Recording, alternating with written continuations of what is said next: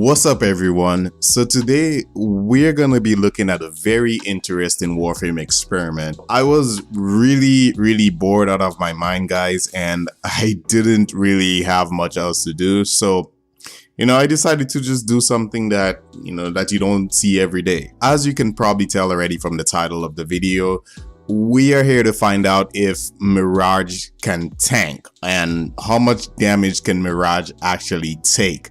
Now, I do have to say before we get into this that the way I normally play Mirage is to avoid damage. I usually try to avoid it as much as possible while dealing a lot of damage at the same time. My playstyle is normally very mobile, so I don't usually have much pausing when playing her. But I know there are some players out there who, they just like to chill. They like camping a little bit more, which is fine. And if you like that, that's fine. But some of you guys like to play endless survival missions without too much pressure. All right, so for this experiment, I tested this out in the MOT to see how far I could basically go with Mirage while purposely taking damage. Now, for those of you who don't know, enemies in the MOT do have a 300% damage multiplier added to all their attacks. Now,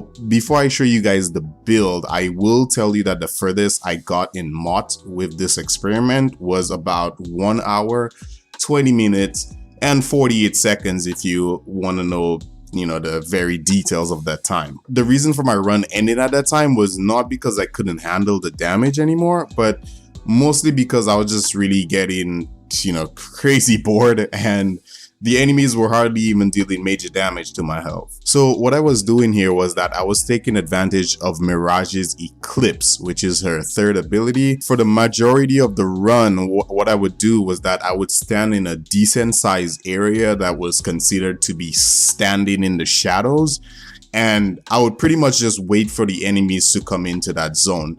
Now, this zone was basically just a protection for Mirage, but keep in mind this zone was also a death sentence for enemies that come into there. Remember, with Mirage, when she's standing in the shadows, her second ability now, when you go ahead and use that, the jewel that she summons on the ground, that can blind enemies when they touch it. So pretty much when they are blinded, the enemies are going to be taking 8 times more melee damage. So pretty much the rotation was my third ability for damage reduction and the second ability for enemies that were extremely hard to kill. Now, of course, you could always use your first ability to reduce some shots taken if you're playing like that. But keep in mind, guys, explosions from enemies like bombards will still hit you. Also, even with Mirage's first ability up and you're doing things like parkour to avoid damage, you are still not 100% safe. Attacks do still have a chance to hit you. Let me know what you guys think of this experiment and the build. Is this something you would even use? I am always looking to hear feedback from all of you guys. So that is going to be it for this video. Thank you guys so much for watching, and I'll see you in the next one.